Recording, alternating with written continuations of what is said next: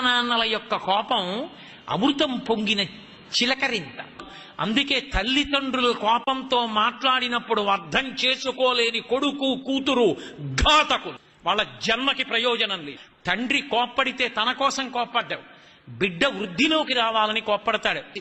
అందుకే ఈ లోకంలో కోప్పడినా కూడా ప్రసాదంగా తీసుకోవలసింది ఎవరి విషయంలో అంటే ఒక్క అమ్మా నాన్న విషయంలోనే. ఎందుకని?